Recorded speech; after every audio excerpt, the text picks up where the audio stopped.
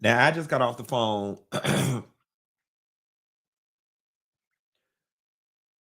with the regional sales cruise director for Virgin, and this why you can't have good stuff.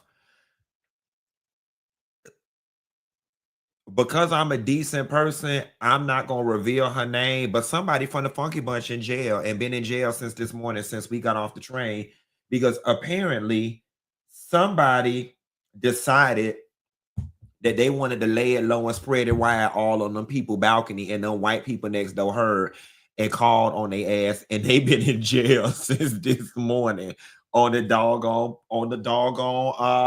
down to the thing, child. Y'all listen, don't come nowhere with me being no hoe. Now I'm just playing, y'all. I'm just playing. What up, what up, what up, what up, what up, y'all?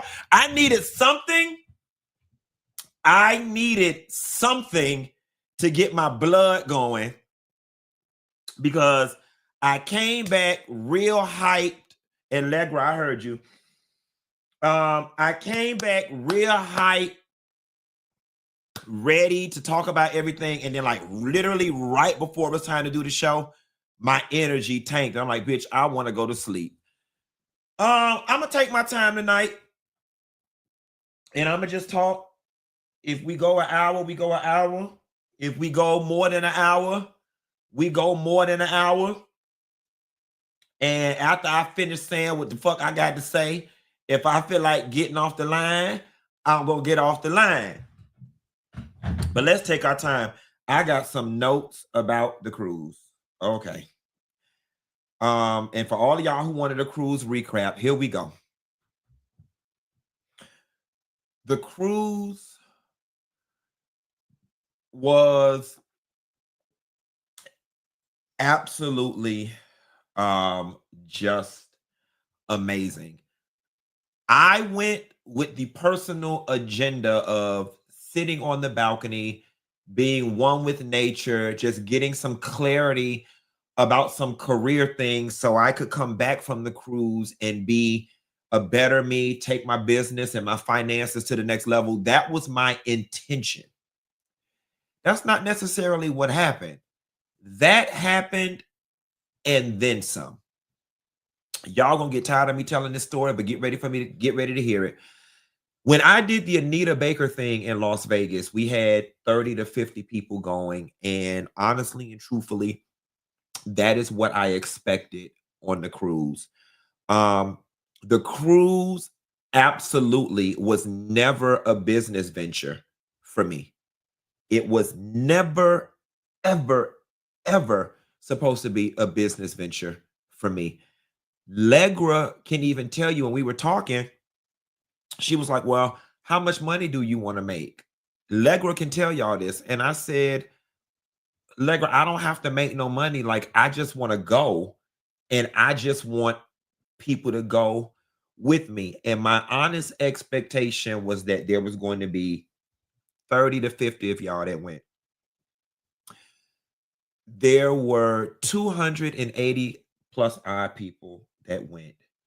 And so it started in the airport. I landed in Miami. I was cool in Atlanta. I ran into one person, this girl named D. Hats off to D. Me and Tanya ran into her. Get to Miami. I'm just walking through the airport. No expectation of anything. Funky Bunch, Funky Dineva, Funky Bunch in the building. So I'm like, in my mind, I'm like, crap, okay. You're going to have to turn it on sooner than you were ready to turn it on. But let's get with the program. Met some cool girls at baggage came. We all going to the same hotel. I got the Uber. They jumped in the Uber with us. We'll go over to the hotel. Baby, I get to the hotel. Y'all was already all up and through the bitch. Y'all was already tipsy. Y'all was already up and through the bitch. So I'm like, damn. Shit, I ain't even had time to wipe my face good. Here we go. Time to get on. I go take my bag up, come back downstairs to get a cocktail. Legra sends in the chat, meet in the ballroom to come get your bracelet. Now, this is the first time the magic of all of this hits me. I bend the corner and I just see nothing but this sea of black people, black women down this hallway. And as I'm walking down the hallway and people are starting to notice that I'm here, they start cheering. I do a hey, y'all. Everybody's like, hey. And I look around and it's just literally all these people. And I'm like, y'all don't know this. The reason why I had to exit out of there real quickly, because I was just really overwhelmed. I was like, I need to go somewhere and like cry real quick and come back. So we go upstairs. Baby, when I got to that Hard Rock dinner, the Hard Rock welcome dinner, and I was able to see the magnitude of how many people came out, that's when I lost it. I was back there in that corner. I was like, oh, and mind you, at the dinner was only 180. That wasn't the 280. There was another 100 people that was due to come the next day. And so I was like, people kept saying to me, like, Q, like, how does it feel that all of these people are here for you? And I'm like, I don't know yet. Like, I'm still processing this. And I don't know. Obviously, a lot of y'all don't know me personally, but I tell my little jokes on here about I'm rich like this and not like this. But when it comes to like being a public figure, being a social media influencer, being a celebrity, whatever word you most comfortable with, I don't view myself that way. Right. And so I'm not one of those people that's like, oh, I'm going out. It's going to be 200 people there. I need security. I don't view myself that way. So to now be put in an environment where there's almost 300 people around me that view me that way, it was like, it just was a culture shock for me. And it was just an overpouring, downpouring of love. But let me get to the good stuff. And I need y'all to listen intently and don't listen to respond when I say this because it's coming from a place of love. I've been doing this for 14 years and I really didn't have an idea who my audience was. If I'm being perfectly honest with y'all, I really did not have a firm grasp of just who exactly the Funky Bunch was. I'm in my house right now alone, 2 dogs, talking to a Logitech webcam. When I started doing this, I was holding a phone in front of my face, talking. So I'm actually a little ashamed and embarrassed to say that at almost 15 years in, I didn't quite know who I was talking to. Doing this cruise and looking around, I was like, wow, this is who your audience is. And Oliver had a friend with him, his friend Miriam. You'll see her in a lot of his social media stuff. She teaches social media classes or whatever. And she was the one who pointed it out to me. She looked around and she said, Q, this is absolutely amazing. She said, look around the room. She said, you have a very unique audience. And this is the part where I don't want you guys to get offended. She says, look around. You have a very unique audience. And she said, and they're all the same woman. And when I looked around the room at everybody, I was like, you know what, Miriam, you're absolutely right. They all are the same woman. And what do I mean by that? Like, if I had to categorize you guys and put y'all in like on a demographic sheet in order to sell what the Funky Bunch was, for the most part, you know, the Funky Bunch all is the same woman. I know y'all down to know, well, bitch, what type of woman is that? One that ain't got no man and no money. No, joking. So what is that, right? And maybe this is the part, perhaps maybe that I shouldn't share, but I'm going to share it anyway. So what is that woman? I realized on doing this trip that my audience, if I had to sum it up really quickly, she is, somebody said the 92%. She actually is the 92%. But my audience is a Black woman of a mature age who she has her stuff together. She's not rich, but she's definitely not poor. Um, my audience is that girl. She might be a little piece of supervisor at her job. She got her little piece of education. She ain't worrying about her kids. Her kids are old enough to fend for themselves while mama gone for a little bit. Or, baby, I got a husband and a support system, and my kids are at home and they good. Like I said, mama might not be rich, but she not poor. She have her coins when it's time to have her coins. She is comfortable. Um, if you want to dig deeper into the economics of it all, I mean, of the demographics of it all, she is your um quintessential midpoint of a Black woman audience that you would want. Please, nobody feel disrespected when I say this. She's not the beauty queen, but she's not the ugly bitch. She's not an Instagram baddie. You know what I'm saying? She's got an average body, average hairdo, average in appearance, above average income, above average socioeconomic. Somebody put in the chat, auntie. Yes, she is your auntie that had the nice car. She is the auntie who you liked going to her house because you knew she was gonna have good snacks and maybe she was gonna take y'all out to eat, and your mama normally don't have no money to take y'all out to eat. Like, that's who she was. So when I got up and did my speech, as it relates to all of that, he hate Black women and all that different stuff, admittedly, being a Black gay man or just being a man, period, I have blind spots, right? There are definitely spots that I just have, things that I don't just understand, and positions and attitudes and opinions that I am going to take that factor in me being a man and all the privilege that comes along with being a man.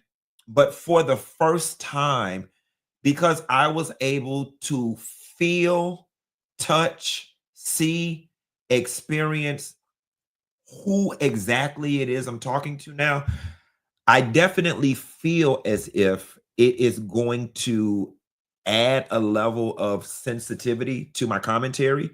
Um, and we just have to sit back and wait and see if that's a good thing or a bad thing. I said this earlier, and a lot of people were like, "No, don't change, don't change."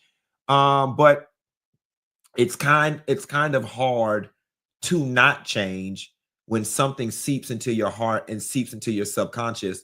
And now when I look into this camera, I'm not looking at a piece of Black plastic. I'm looking at the woman that was on the cruise that came to see me. I'm looking at the group of women that came. I'm looking at the auntie that was on the cruise. I'm looking at the lady that says she drove 10 hours just to see me. Like, now I can visualize and feel exactly who it is that I'm talking to. And for those who've stuck with me through various controversies, and to those that have maybe been on the fence about this, he hate Black women stuff, like, do know that like, I see you, and I see things a bit more clearly now that I actually see who it is I'm talking to and who it is listening. This is no shade, this is just being me. Honestly and truthfully, I didn't know who the hell y'all was, and if I'm being perfectly honest, didn't give a damn either. It was never designed for me to give a damn. You know what I'm saying? Like this always started out as me talking to an inanimate device or whatever. So that's that on like the huge epiphany that I experienced on the boat. Next thing, a lot of ladies brought their husbands and boyfriends and fiancés on the boat. I want y'all to know for next year, this is a husband-friendly trip. This was the first one. I didn't know what the energy was going to be like, what it was going to shake out to be. It was a husband-friendly trip. Please let your husbands know so they can pay for it. A lot of the guys participated the whole way through.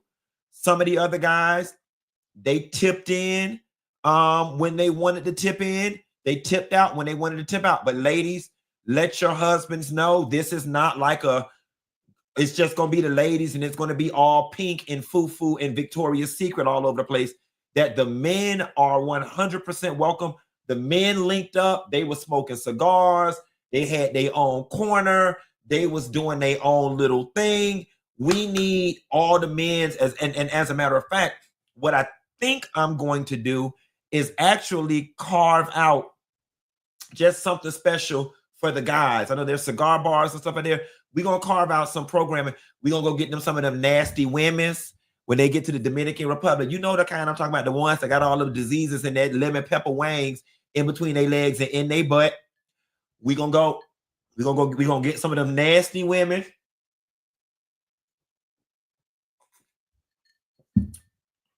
The women in the Bahamas, I don't know if they nasty or not, but them ones in Dominican Republic, and them the ones y'all husbands like. Now, I'm going to tell you something. If you got a husband who got a cheating problem, or he got friendly penis, or your husband just like to eat coochie just because, you might not want to bring him on this trip because it's a whole lot of women who want to get licked from their rooter to their tutor. It is a whole lot of women on that cruise who want to be licked from their rooter to their tutor. Okay, and you might go in that room and go to sleep at 10 o'clock, but the boat don't shut down. Now, there were an extreme amount of solo travelers. I was really shocked at how many people booked solo rooms.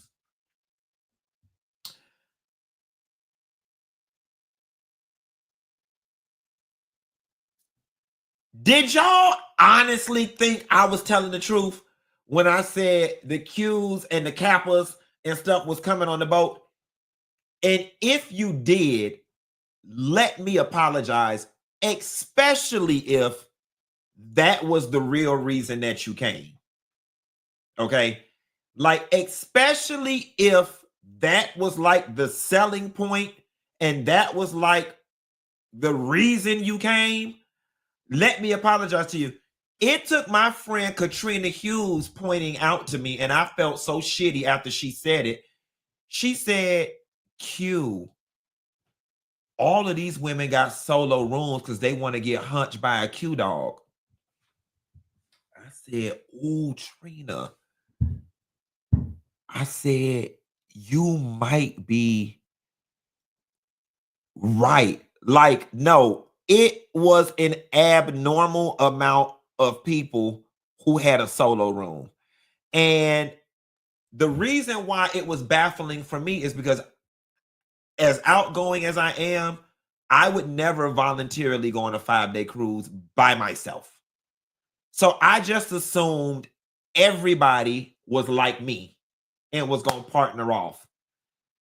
Baby, they said, them girls, when I tell you the type of outfits, sarongs, weaves, jewelry, and perfume these hoes had on, baby. And here's the thing. They didn't come on the boat with the intention of selling puss. They came on the boat, baby, with a platter ready to hand it out. Okay? I think that need to be my selling point for next year. I need to team up with a male organization like the Bikers or something and be like, baby, it is a bunch of women's. They ready to hand it out. I got on the elevator, and this girl, she wasn't with our group, but she had heard about it. She said, "Oh, you're Q. You're the one that everybody is here for."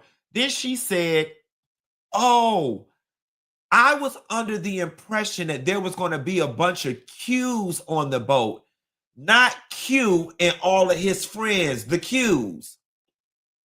She was thinking that my group was the Qs, and she was confused. Nah, girl, I had told the people. Oh, and then when the elevator rang on her thing, she looked back and said, "Oh, because I was trying to touch their dog."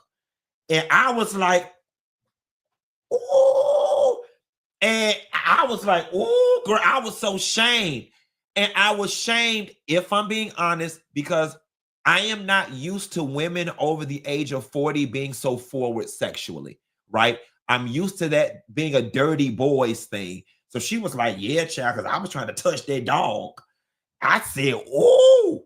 And I just cringed because, like I said, I'm not used to women talking like that.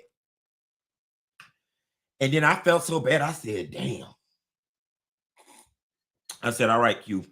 At some point along the way, you got to start letting the girls know what's jokes for the show and what's real." But we made the best of it. The food. Now, I think, and I'll be very honest, I think that I'm in the minority because everybody I talk to says they love the food. And everybody who's been on various cruises said Virgin's food is better than any food from any other cruise. Me personally, the food tasted like Piccadilly cafeteria. Okay. The food was lightly seasoned with salt and pepper. And I get it, right? Like when you're throwing a cruise organization or all you can eat, all inclusive, you have to cook food for an overweight, middle-aged white woman named Helen from Boise, Idaho. That is who your demographic is. An overweight white woman named Helen from Boise, Idaho. Was the food edible? Absolutely. Did it hit the spot? Absolutely. But did I walk away from the boat like, "Damn, bitch, that steakhouse on the boat was everything"? Absolutely not. That was for me. But everybody else says that they love the food, so on and so forth. But it was given salt and pepper hospital cafeteria realness for me. Take the word for yourself. What I would have liked to have seen, would have been like a flagship Ruth Chris or McCormick and Smith or Smith and Walensky. I would have loved, or like one of Tillman Farida's restaurants. I would have loved to have seen like one of those on there. So I would have known, bam, I'm finna go there and get one in my face. But that's just me looking for a complaint. Outside of that, the cruise was absolutely everything. They say extra virgin was good. Everybody was going up for wake, and pink agave was cool too. Next year, we already got the date for next year. We already got the location for next year. I talked to Legra. I ran into Legra today in the Delta Sky Lounge in Miami. Legra said over 150 people have already booked. So this is what y'all girls don't know. The girls that was with us, they got an opportunity to get a discount for registering and booking right then and there, which it will be a discount. Unfortunately, that will not be available to those who sat at home. However, next year, January, February, March, next year, the last week in March, we're doing another cruise. We are going to Bimini and to the Turks, the Grand Turks. We're going to Bimini and we are going to Grand Turks. Just for those of you guys out there who don't know, the average price of the cruise is about $2,000 to $2,500, and you can bust that down the middle if you have somebody in your room. So to be able to go somewhere for a week, eat all inclusive for $1,500, once you put your flight and everything, we talking 18, 19, $2,000. That's not bad. Legra texted me right before the show. I will have the link for everybody who did not go for you to book. I will have the link for y'all at some point this week, maybe even tomorrow. You need to book it through our link. I got a feeling that so many people are going to try to come this time that we're going to probably run into some type of capping issue. So what you're going to want to do when I give y'all the link is go ahead and pay your down deposit, your little $100, your little $150, whatever it is, so you can get on there. How many of y'all hoes in the chat right now that did not go last year that want to go? Somebody said, how much was my room? So my room was $9,500. My room was $9,500. How many of y'all hoes going next year? Put me in the chat. I'm trying to see something. We might need to take it over to Royal Caribbean if it's too many of y'all.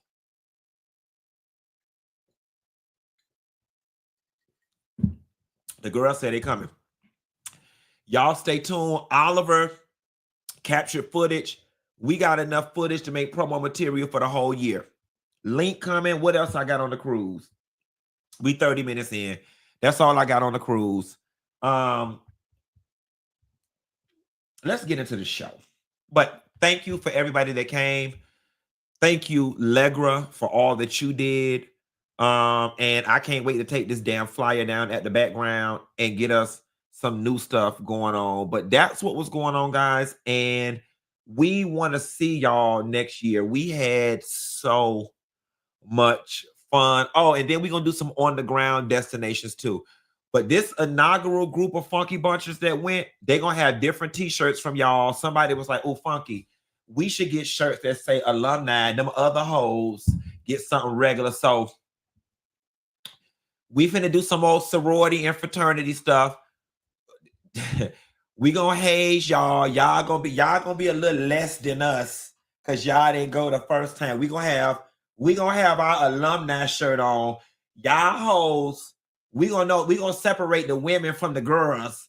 The girls just gonna have just a little regular, little white basic something that just say funky on it that be peeling when you scratch it. But the other girls that we gonna have some of them Dubai shirts. See, I'm gonna get y'all shirts from China with the tariffs. The new girls, I'm gonna get y'all stuff from China with the tariffs. The old girls, we getting our shirts from Dubai. It's gonna say Funky Bunch lined in gold. All right, so that's what they get. Anyway, somebody said, did any single guys go? Not with my group.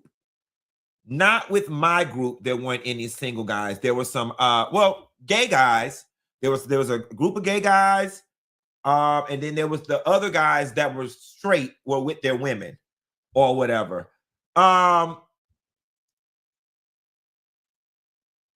Let's just jump into it. Somebody say we got y'all messed up. We ain't got y'all messed up.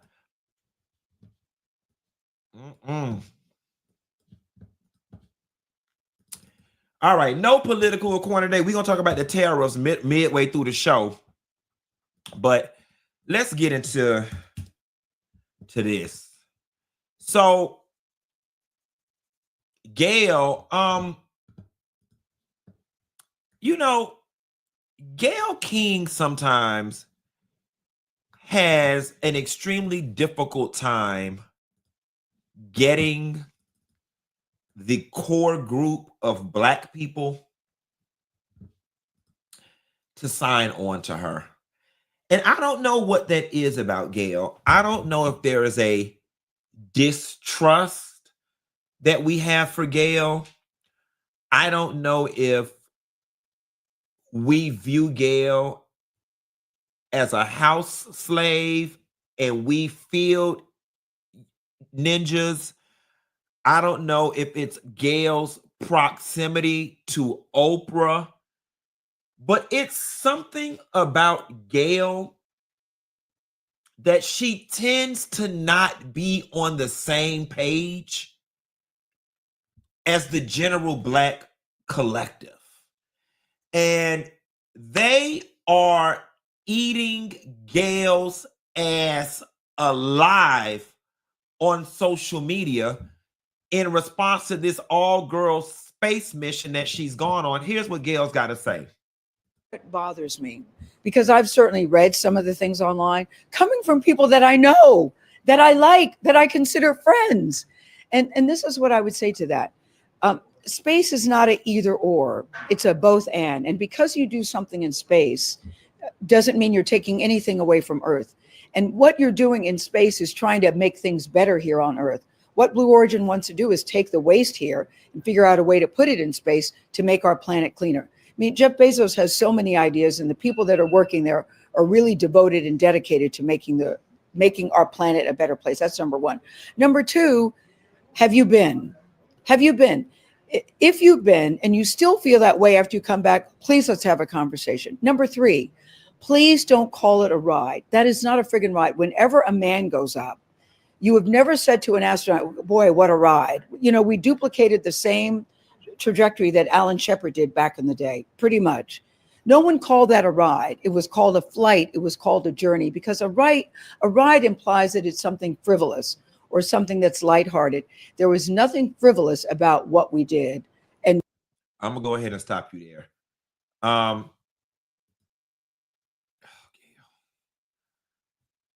don't want to do this to Gail, but Gail, it was frivolous, okay? Because Gail, you're nobody's astronaut. You're not a doctor. You're not a meteorologist. You it was frivolous in the sense that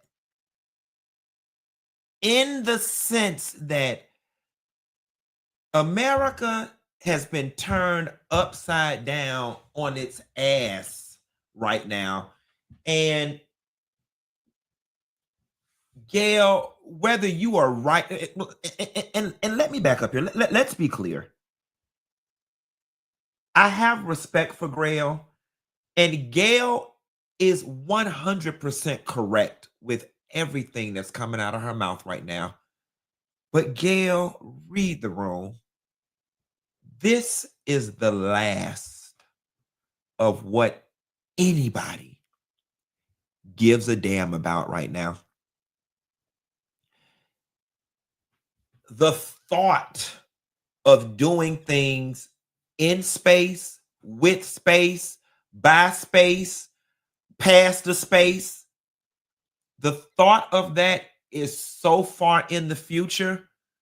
Most people don't fathom what the implications of space could be for us, and we don't give a damn, bitch, because we don't elected this man in office and eggs still ain't went down. Eggs still ain't went down, and now you want to come talk to us about a group of extremely wealthy and privileged women that went up into space to take a fucking selfie.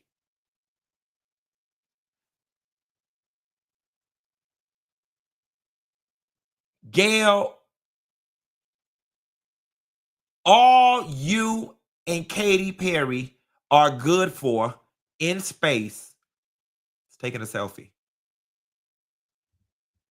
That's it. That's it. Now, if you are telling me, oh, the reason why me and Katy Perry were selected for this space mission is because we were the advertising arm tasked with helping raise $10 trillion so we can build a village for hungry kids in Barafara on Mars, then it begins to make sense. Gail, you're nobody's astronaut. You only got chose to do this, not even because you were a woman or because you were a Black woman. That ain't why you got chose. You got chose because you're privileged as Gail King. And don't nobody want to hear about your ride to space. Because that's all it was, bitch, was a ride, okay? It was a ride. Here it is. People down on earth need a ride to work. And you around here, when some of us ain't even got no damn ride, ain't even got no car, ain't even got no money for bus fare. You want to bring your ass, not just your ass. You want to bring your bad wig wearing ass. See, I don't got activated now. You want to bring your bad wig wearing ass back from Mars. And the thing, if you want us to sign on, Gail, why you ain't go up there and get you some good hair? Girl, why you ain't go up there and get you some good Martian hair? Why you ain't go up there and get no good bison back hair?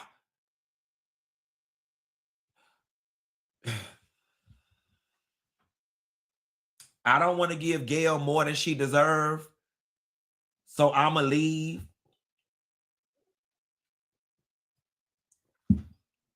I'ma leave.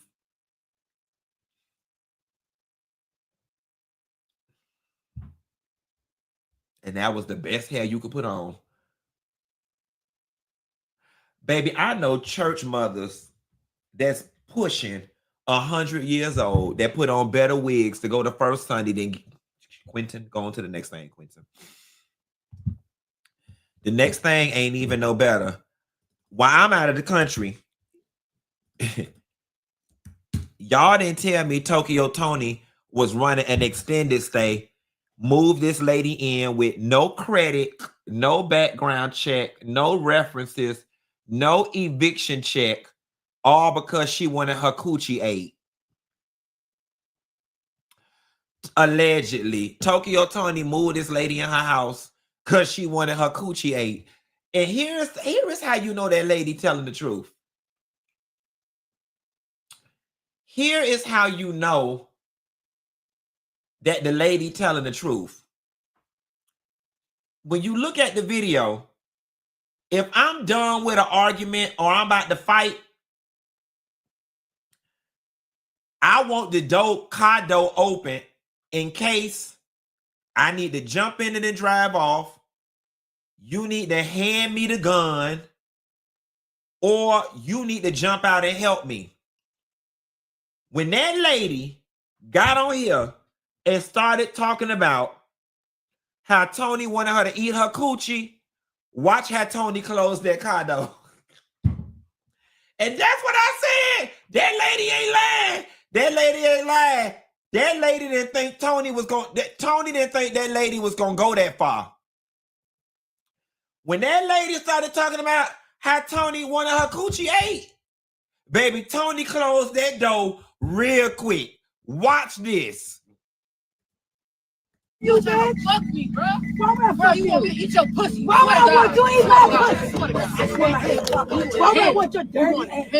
Why would I want your dirty ass, bro?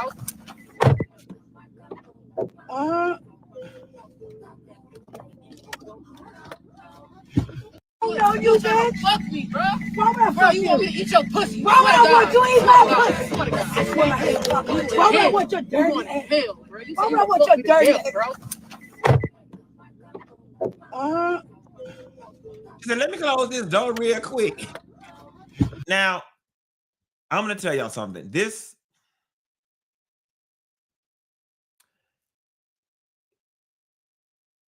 was a domestic dispute all day long. Because then Toni got back on the internet talking about how she put the lady stuff out. And please, I can say this because I'm gay.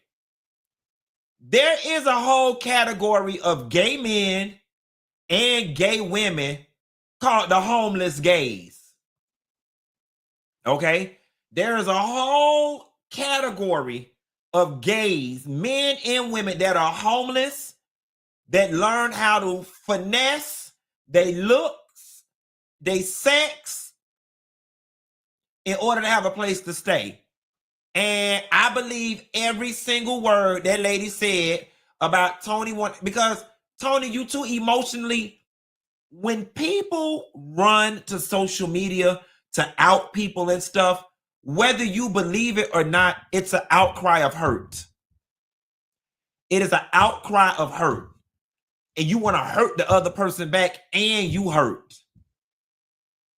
You brought your lovers quarrel to the internet. And the other reason so many of the gays, we sitting over here so vindicated because in the past, Toni has had so many negative things to say about members of the community and some things that are homophobic. And the whole while you sitting your old behind back with your legs pinned behind your head,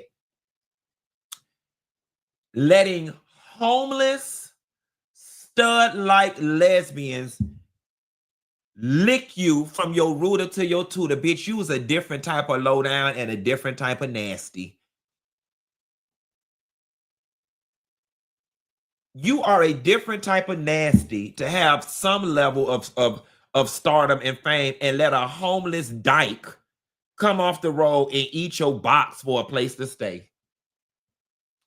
And why is it that Toni keep a bitch around her that need a place to stay, who ain't got no car, ain't got no money? Remember that time she was driving that U-Haul truck, her and that lady, and she went off on the lady about the hotel room. The lady didn't have no money, and Toni was like, I'm gonna get you a room. Why the fuck would I want you sleeping in the room with me? And I'm gonna grow this woman because you wanted her to eat your box too, like this other dyke allegedly.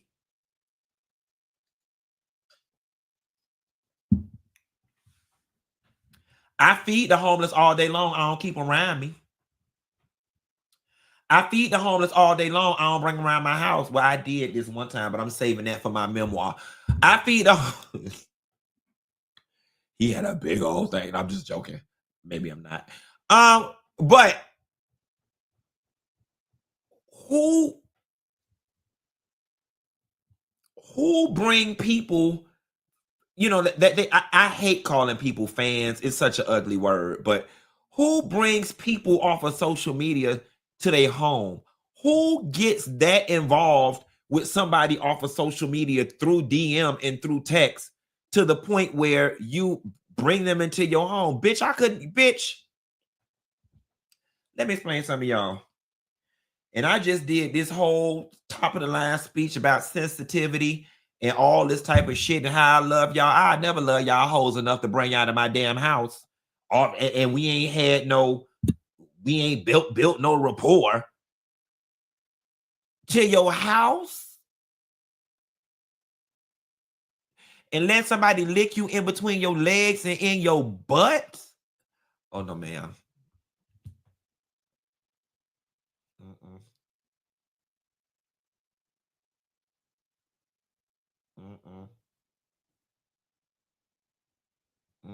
You a different type of nasty.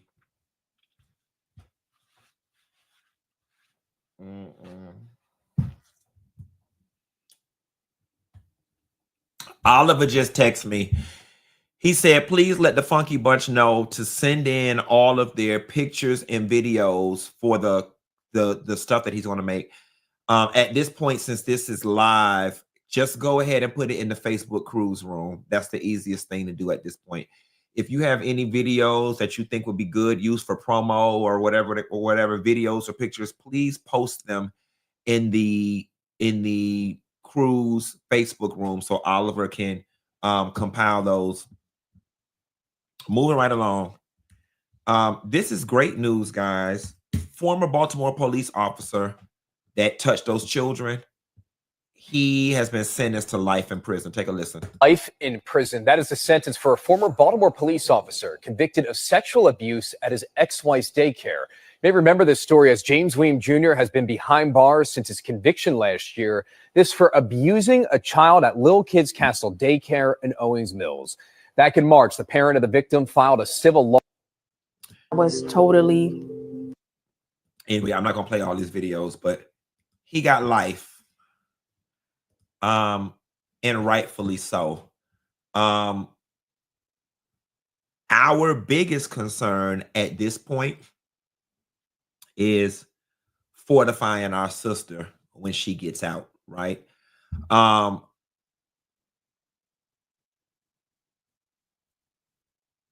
There is an argument to be made that this is the type of woman that you want running the daycare that your children attend, right? But then you have to pump the brakes because there's also an argument to be made that This is the same woman that this happened under her watch, right? And that might not necessarily be fair because, you know, everybody can't be everywhere. And I am willing to bet that every single person who heard this story is satisfied with the way she handled her husband / employee. That's what you call customer service. See, that's what's wrong with y'all raggedy ass black owned businesses. You got bad customer service, and then when people complain, y'all don't shoot y'all employees.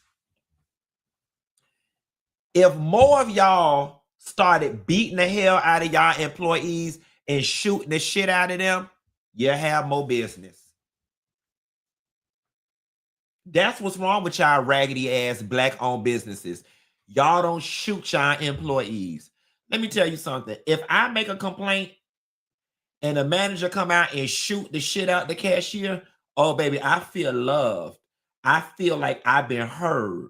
I feel like I miss black owned businesses where the owner come out and slap the shit out the server. I like the way I like. If it's gonna be black, I need it all the way black. When I call the manager, I want them cussing the bitch out on the floor in front of me. Satisfy me. I can't see no reprimand and no write-up. I want you to cuss her ass out and send her home in front of me. I want you to cuss his ass out and send him home, make him clock out early in front of me. We need to start shooting these employees and your business will run better. And don't just shoot them, shoot the shit out their ass.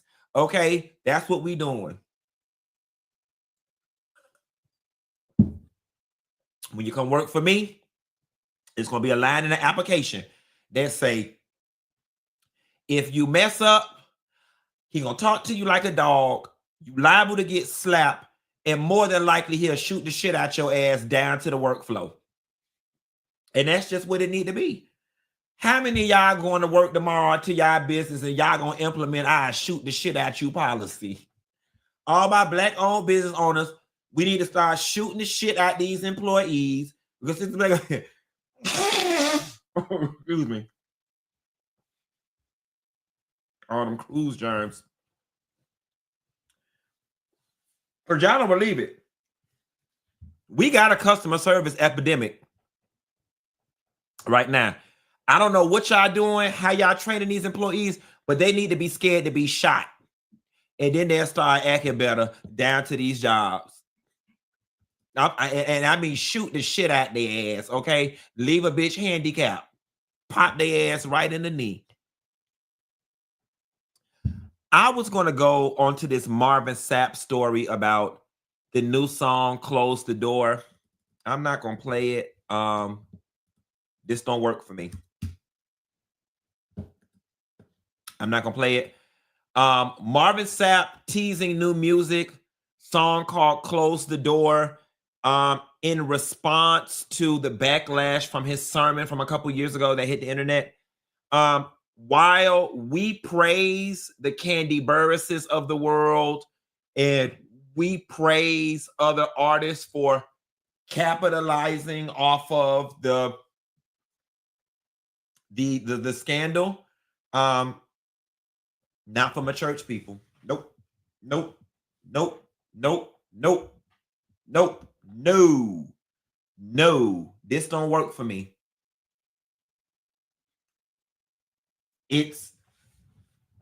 And I hate to use this word, it's too secular.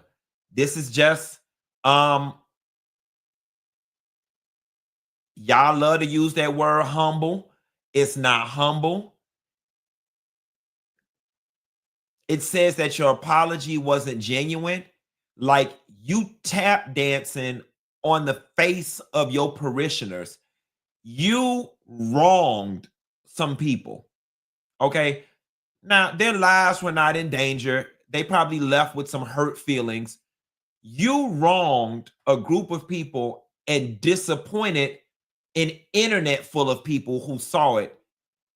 And you think to mock it is the appropriate course of action, you are Marvin Sapp. You don't need to do shock marketing in order to get popular. You're not one of the baddies of South Africa or baddies of Detroit. That's or somebody on Love and Hip Hop. That's something they do. Marvin Sapp, all you simply got to do is just tweet out the song. And then here's the other thing. The other thing that's interesting is it'd be different if this was like a song that was laying around on an album and y'all were like, oh, let's rearrange what we're going to release as a single. You went and made this in the last 2 weeks. You went and made this in the last, just no bueno. It just don't work for me. And I'm going to leave it at that. Something else that don't work for me. This LaTocha Scott on this Nene Leakes show. Take a listen at this small clip that we're going to talk about it. Part that I would say would bother me the most is my sister. Oh man. Like that would be the most, I mean, all of them are my sister, but my blood sister, Yes. that is the part to me, like, have my back. I remember when we were about to do Understanding, the song was getting ready to come out, and she had gotten pregnant. Mm-hmm. And I'll never forget, they were like, okay, we're going to kick her out. Mm-hmm. That bothered me. Yes. I said, Yes. and even though I knew I was like, Tamika, we need to use, everybody was like, we use birth control. This is our first time. The world doesn't even know escape yet. Yeah. So you're going to forfeit all of this, and I felt away, but I couldn't give up on my sister. You know what I told them? She goes, I go. Yeah. That could have been my whole career. I wouldn't have been sitting here. You wouldn't have been asking me about escape. Right. Because that's the love and the loyalty that I had. Is she the owner of Escape? She owns the I don't know. The name. No, I own the name. No, girl, let me turn my chair back around. Wait 1 second. I own the name. Ew. Now, how they gonna be outside using it? That's why everybody's like, what are you doing? Why? How can they? I mean, but wait a minute now. This is a trademark name. Yes, ma'am. And you can go look it up yourself. Yes. How they get to do that? They're not supposed to. So if you really wanted to, if I really wanted to, you could really sue them or something. If I really wanted to. Because I've always thought that Tiny owned the name for some reason. Not. All right, I'm gonna take my time with this one. Okay, so let's start with the name.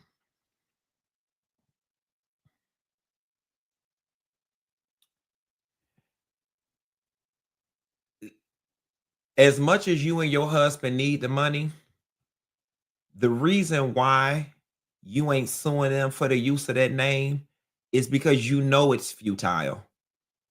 You know it's futile. You know that if they got a cease and desist letter today or tomorrow, and they opted to call it EX3, Candy and the Gross, formerly known as Escape, it ain't gonna stop nothing. It ain't gonna stop nothing. So it literally would be a waste of your time and your money. LaTocha Scott,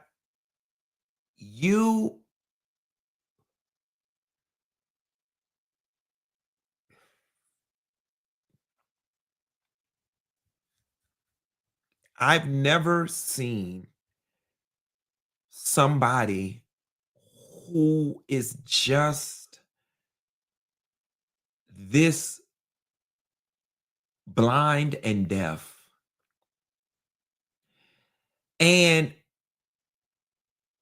it's weird, right? Because in order for me to accept you being this blind and deaf, I have to call you dumb. But then there's a part of me that doesn't believe you dumb at all. And for me to believe that you're not dumb says to me that you're being intentional about what you're doing. And that makes things even worse. I think that you are a special type of lowdown to get your ass on this Nene Leakes show and speak about being hurt that your sister did not have your back and play into this developing narrative that you were somehow excommunicated or kicked out of the group. Tasha, how can your sister have your back in this moment where the crux of the beef is between you and your sister? Make that make sense. And then you want to compare apples and oranges. At the time in which your sister got pregnant, you and your sister were in good standing. Y'all were loving on one another. Of course, you're going to stand up for your sister. After this escape show happened, let's see what all that happened. You and your mama jumped her. It came out that you and your husband stole from her.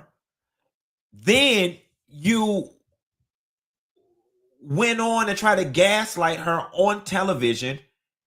Then the ladies find out that your husband is cutting like, Tasha, there's nothing to defend.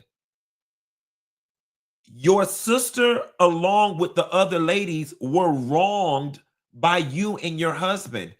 So how could she not defend you? How could she? And you didn't need defense against Candy and Tiny. You needed defense against your sister. And where were you going to get that from? You have did the residuals challenge. You have gone back to V103 several times. And now you're doing these interview rounds. And never once did you bring with you, I was finna say avoided check. Bitch, at this point, we'll take 4 post-dated checks. Post-dated 10 years into the future. Where's this girl money? You talking about everything else except this girl money. And then you are trying to win us over, the court of public opinion. And LaTocha, there's not a single person that sees this your way. There is not a single person. And so I don't know this to be fact, but I am scared, Tasha, that like when you leave the world, you must only go home into your mama house. And that those must be the only 2 people who make up your entire sphere of influence and social connectivity. Because those are the only people who will continue to carry on your lies and delusions of grandeur with you. Tasha, there is not even a group of people who are on the fence about you needing to give the sister back the money. There is not even a group of people that are like, okay, Tasha, just give her 10,000 and let's call it square. Like the whole United States of Black people, America, is like all that's coming out your mouth, that's fine and good. Where is the girl money? We can start having any conversation you would like to have after the check clear. Then we can get into the nuts and bolts, the meats and potatoes of the group politics, who don't like who was supposed to wear what dress, and we can get into all of that after the and Tasha, I'm finna give you a lifeline. The check don't even have to clear. Like, can you give, because here is the thing. Here is the thing. And I know this because I've been through it.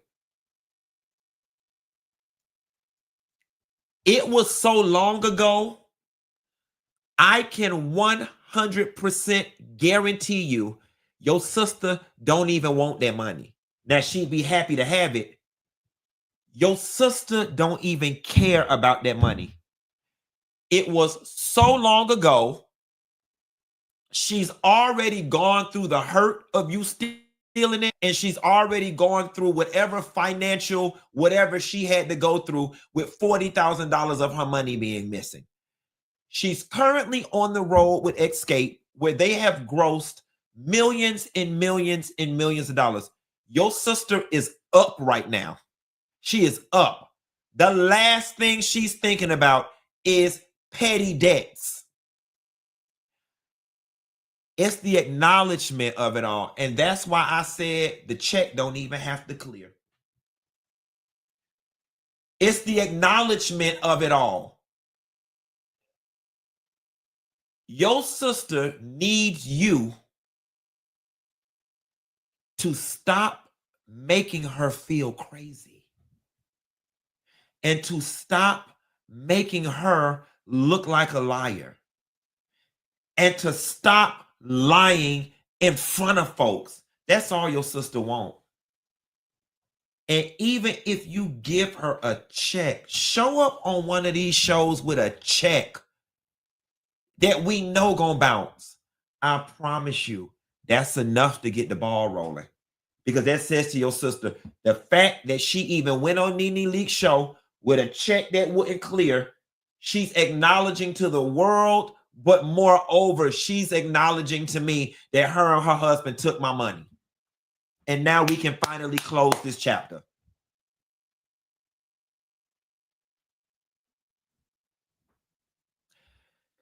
You say you're sorry.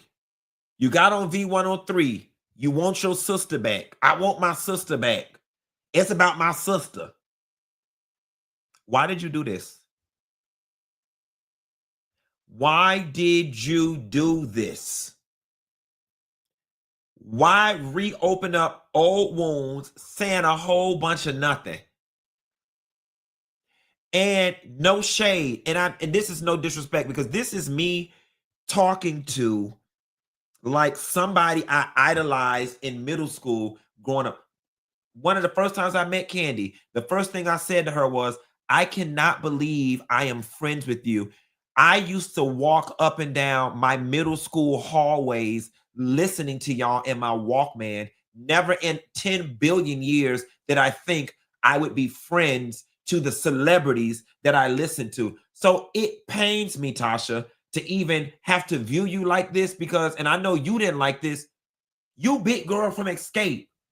Your voice is a large part of the soundtrack of my teenage years. And to find out one of your idols, heroes, celebrity crushes, whatever you want to call it, is this unscrupulous person who is incapable of taking accountability, as a fan, it hurts. As a fan, Tasha, I ain't finna lie to you. We want your voice. Tasha, we want your voice. Those of us that grew up in the 90s, we ain't a bitch alive that don't go up for Big Girl from Escape. My favorite Escape song in the whole wide world is Softest Place on Earth. I'm glad that the girls are now incorporating it into the show. I love Tiny. I don't want to see Tiny singing Softest Place on Earth. I want to see LaTocha Scott singing Softest Place on Earth. And it ain't no reason why Tasha Scott ain't on the stage singing Softest Place on Earth, except for the fact that she refused to humble herself, tell the truth. And listen, humbling yourself and telling the truth ain't even something you got to do for us. It ain't none of our business. Give your sister back her money.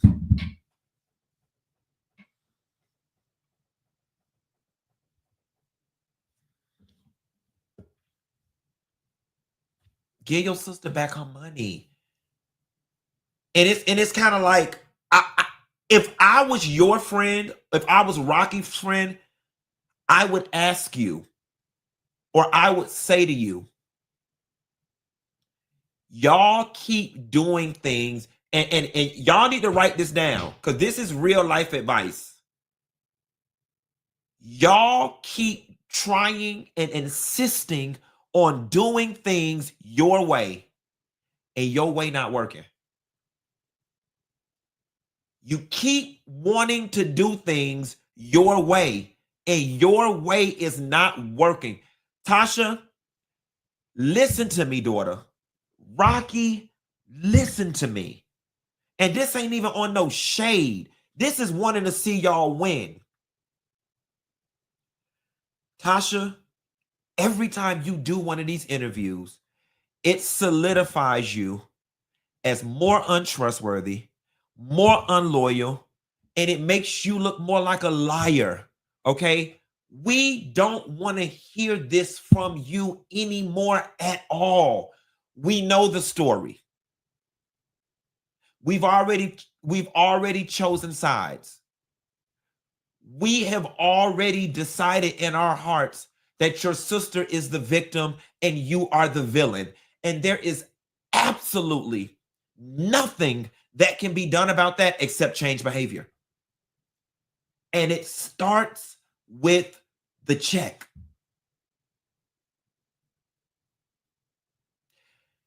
If you notice, I keep talking about the check. That's the one thing we're holding over your head. Once you give that girl that check back, then the girls have a not so good performance on stage. And it happens if you're doing 60 shows, 7 of them gonna be not so good. You give that sister back that check and you sit back and you wait for the girls to have a not so good show, or for Tiny, God forbid, to fuck up softest place on earth. Then all of a sudden you got the whole Escape audience saying, honey, they need to bring Big Girl back. They need to bring her sister. They done patched it up. I'm tired of seeing the 3. They need to bring Big Girl back. That's how you do that. And let me take it a step further. And when you do it, LaTocha Scott, you may not want to hear it. And Rocky, you may not want to hear it either. One of my biggest strengths is my level of emotional intelligence and being able to tell what people want and how they're going to respond to something. The other thing you are going to have to do, Tasha, your husband got to stay home. It cannot appear whatsoever that your husband has got his hands in your business or on your mind. He cannot show up to dance rehearsal. He cannot show up to clothing rehearsal. And unfortunately, you don't have the liberty of saying, well, everybody else brought their husbands around, so I'm going to bring mine. No, because everybody else's husband has not been a failed part of the business.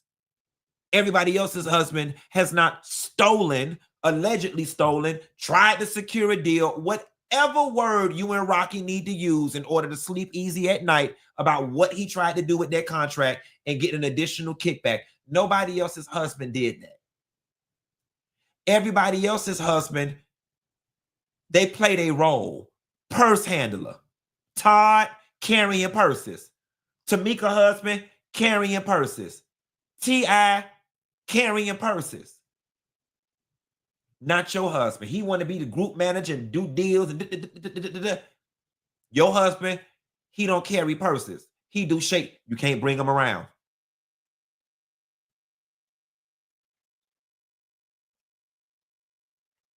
I think the thing that pains me the most with LaTocha Scott, what you need to do to get back on top is so simple. It is like, Tasha, today is Wednesday. By Monday morning, you could literally be a trending saint. You could be a trending saint on your way back to performing with those girls in the next 30, 60, 90 days if you do something so simple. And I'm just not understanding what's keeping you from doing what's simplest. but then you want to run around to these platforms with your narrative and no one's buying it, love. And that's how I know you don't got good people around you. Your hair, your makeup, your glam, your costume. I mean, I don't even know what they're glamming you for because you don't even work these days. You don't have good people around you because your people are not telling you the stuff. They're not telling you what you need to know. They're not. And somebody said poverty hasn't humbled you. You would think.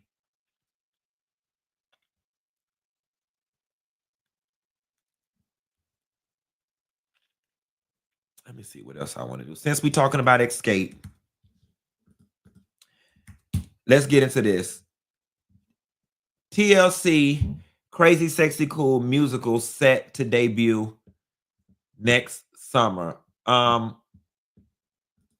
nobody want this.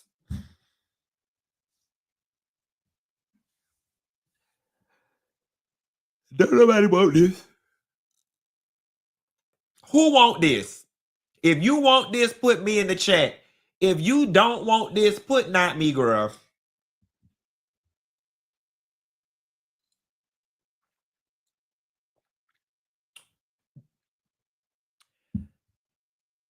It pains me to say this. It pains me to say this. I don't know a person alive that has ever said TLC is their favorite group.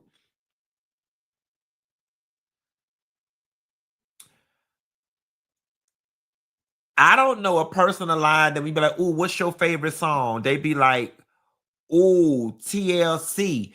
And what's sad about it is going back to being like figureheads of my teenage years. TLC, y'all definitely were up there, number one. And here is, it's so weird how people can go from being the number one most gross selling girls group to like people literally not giving a damn.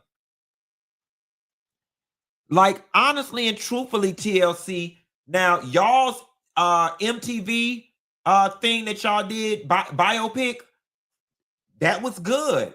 But I honestly think that and the subsequent interviews from Pebbles and all of that, that satisfied all of our desire for anything that we wanted from TLC. And unfortunately, because the talent in TLC was so questionable and diverse, y'all don't have the luxury of doing what Escape did and like reconfiguring the group, and we still want it. No shade. I'm surprised people still pay to see T-Bars and Chili perform at 50 years old.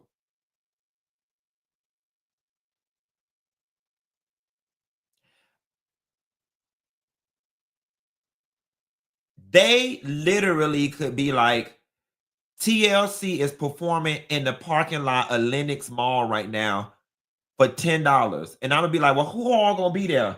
Just T-Bars and Chili?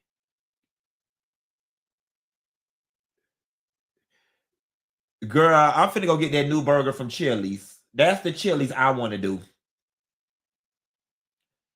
That's the that's the Chili's I want to do. You know, y'all did the Are You That Girl thing. That didn't work out.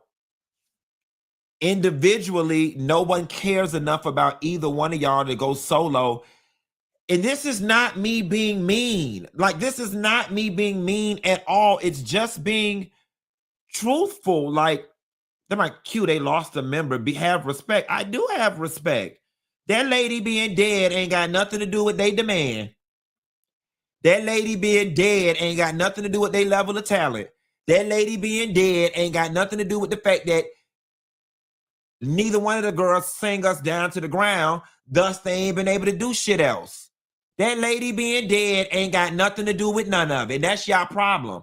Y'all be wanting to play emotional politics and all, and not telling people what needs to be said. Don't nobody want this.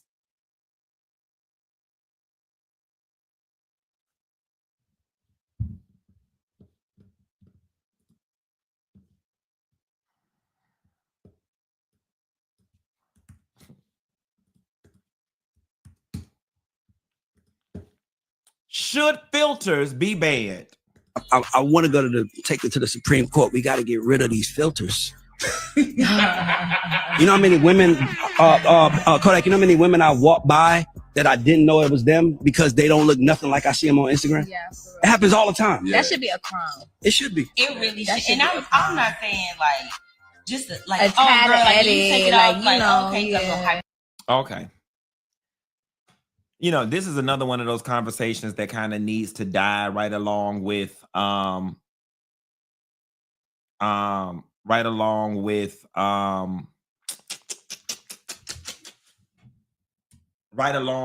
like 50-50 and who pays the bills. But let's talk about filters. So I have a rule with people around me. Don't take no picture of me and you and go in there and heavily filter the picture and post me. Don't do that. I have an immediate, evil, visceral, almost physical response to filters. I do. Some of y'all may be offended. I think people who heavily filter photos are insecure and have low self-esteem into the damn toilet. I have single-handedly never once, one day in my 41 years of life, been ever interested in posting a picture of me that don't look like me in real life. That don't make me feel good. And real talk, y'all may not want to believe it. You really are looking your own self in the face and calling your own self ugly when you choose to filter a photo to the point where it doesn't look like you anymore. What is acceptable filtering? Fixing shadows, fixing saturation, fixing hues, and all of this. Baby, y'all going in giving yourselves shapes that y'all don't have. Y'all going in giving yourself skin you don't have. You going on giving yourself facial features that you don't have. And you should see y'all in the chat right now trying to defend this low self-esteem ass shit. It's fun.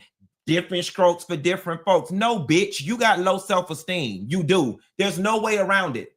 There's no way around it. There is not a person alive that regards themselves as pretty, attractive, or with healthy self-esteem wanting to put a picture up of themselves that is doctored to the point where it doesn't look like you in real life.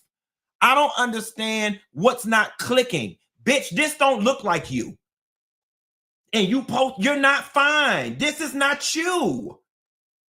And I think what's even more sad is that what's even more sad about it, I'm going to tear up some self-esteem right now. What's even more sad about it is that you then look at this picture that's not you, and you have some type of pleasurable emotional response to that. That is sick. It's mental illness. For you to look at a picture that is not you and then start feeling what is you feeling, bitch? What is, you look like a baboon. This look like Naomi Campbell. What are you feeling?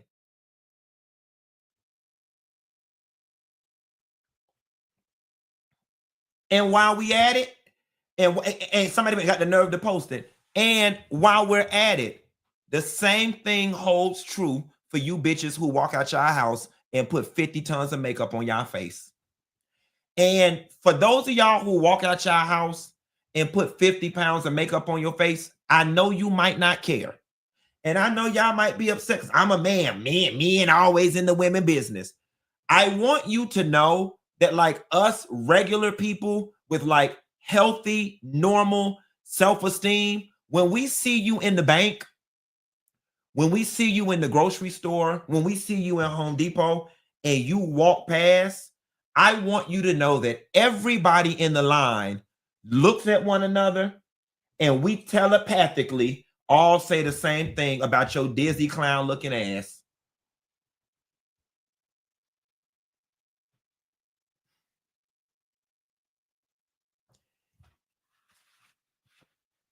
If you are not doing stage performance and all of that, there is no reason why somebody take a napkin or something to your face and do like this and it look like you shit it.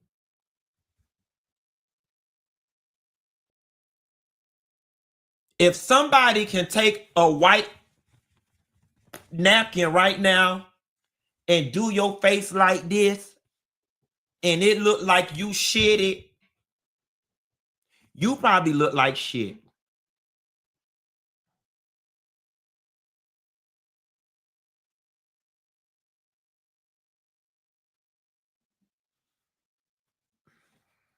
I'm gonna leave it alone.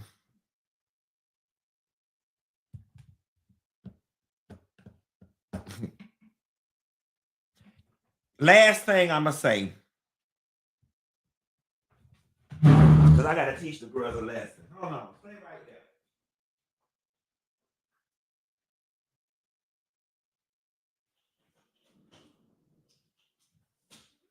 Stay right there.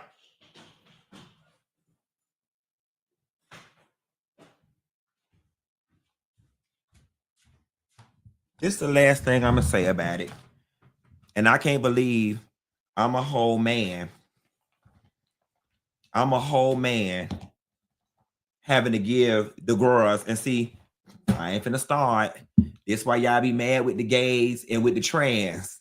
And when they be like, the gays is the ones who redefine, I'm just gassing y'all up. When they be like, the gays is the ones that redefine femininity and teach y'all ass how to be a woman. Okay. Why I gotta teach you how to be a woman? Why I gotta teach you how to be a woman? Watch somebody clip this and take it all out of context. If you are going to put on 10 pounds of makeup, because see, there's another group of y'all girls out there who mama didn't raise y'all right, and y'all think that putting on makeup means putting it on a couple shades lighter than your skin, so when you go out that people know you have makeup on. That make you feel like you giving it to the girls. They need to know I have makeup. No, sweetie. No, that's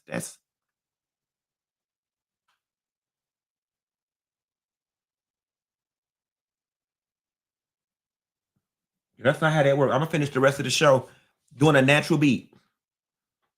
That's not how that works. Baby, put you a little bit under there. Get them dark spots from up under there. Put you a little bit under there. Bam, you see that? Just a little bit under there. I take my residual that's already on there, and I just see I got good skin. I don't need a lot. I don't need a lot. Like y'all girls. I don't need a lot. The gag is you don't need a lot either. That's concealer. Okay? Concealer. Get you one of these, girl.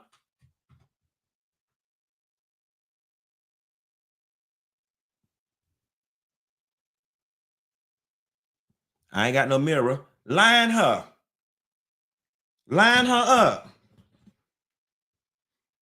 Get you one of these. Y'all say I ain't got no brows.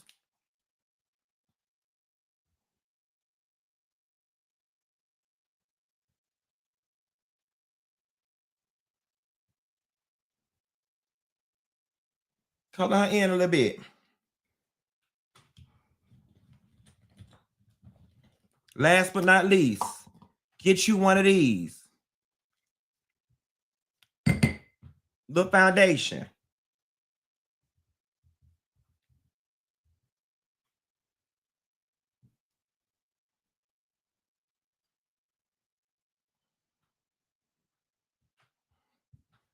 Let this girl bake.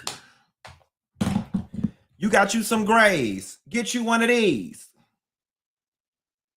Just color her in. Just a little bit. Just a little bit. You just color her in. Just a little bit. Voila. Why y'all be having all that shit on? Especially somebody say it look white. It gotta bake. It gotta bake. It gotta bake. She gonna bake. Let her bake a little bit. But why y'all got all that on? And then when I go to wipe my face, it should look like just a little bit. It's just a little dirty. When I go to wipe my face, it's just a little dirty. It don't look like I got like I don't shitted pudding on a napkin. Come on now. Let her sit. Catch my beat. Catch my beat. Why y'all be y'all bitches? This is what I get right here trying to do an impromptu makeup tutorial, sitting up here looking like LaTocha Jackson. Y'all, but you get the point that I'm trying to make. Get you some. This advice should come from women, baby. This advice should come from somebody better than a woman, baby. Better than a woman. I got a coochie made of clay. It don't never stink. But I'm just saying.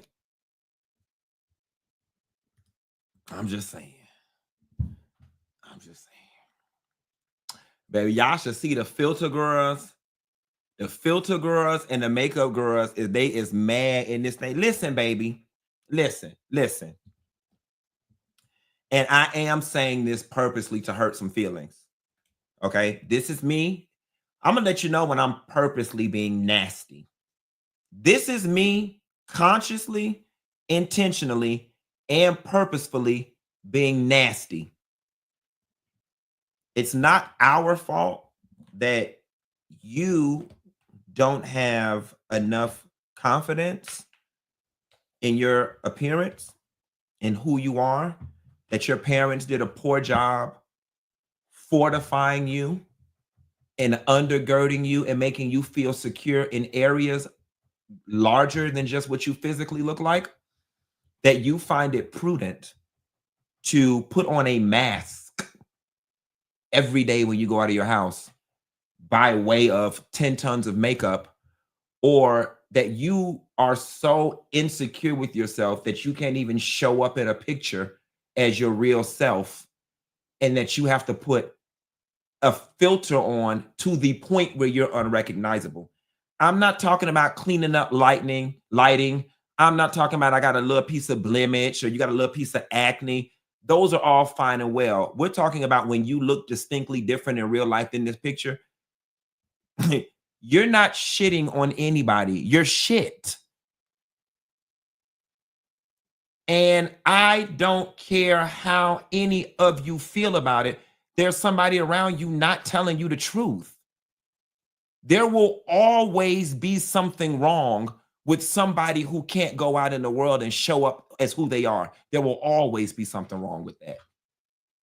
And it's not about, oh, I want to look my best when I go out. Fine, we all should look presentable. But again, you know what? Let's not be dense and obtuse here. When you go on and changing your whole appearance and won't be caught dead outside without your face on, or you won't post a picture without a filter, you got fucked up self-esteem and you know it. And here's the proof. If you don't know it, or if you don't think you got messed up self-esteem, for the rest of this week, post pictures with no filter. I bet you won't do it. I bet you won't. Let me stop. Anywho, and then be having the nerve to be homophobic. Some of y'all to be out here looking like whole drag queens. What else we gonna talk about? Something else that don't nobody want.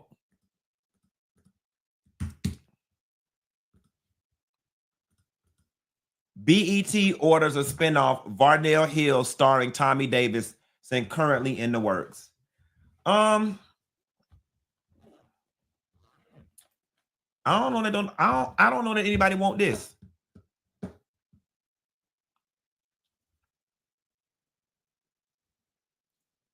Y'all want this?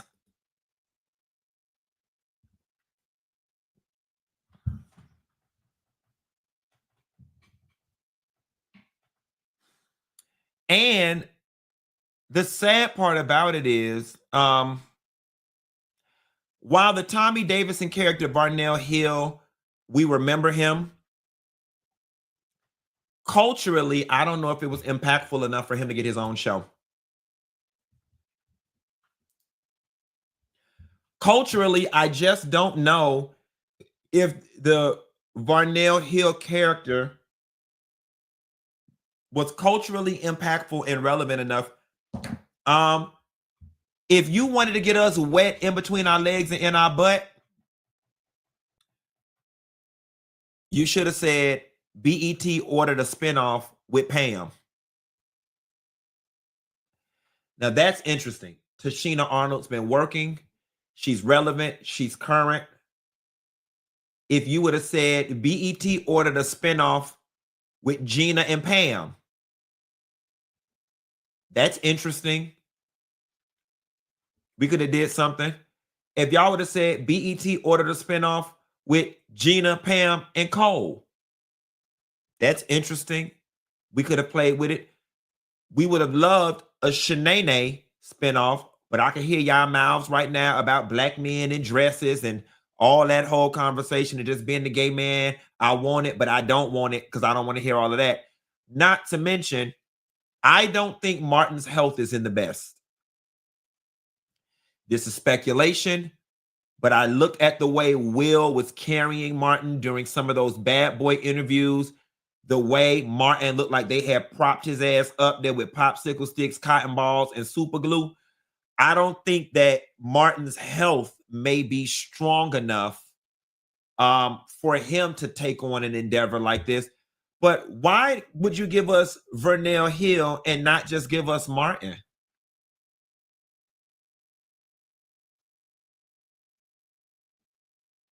Like, Martin bought the radio station, you know what I'm saying? Or you know, like that would have been interesting. Martin buys the radio station and the show is about just the next generation of people that age, and Martin pops in and out. That would have been interesting. I just don't know that we want Vernell Hill, and I don't think that the joke is going to land well when you go to introduce Vernell Hill to the 20-somethings. They're not going to know what this is because I barely remember what it is. So that's that on that. Other than that, I got a couple stories on here, but I'm gonna save those until tomorrow. It's already 9:30. So y'all get into it. And I'll call y'all hoes later. Bye.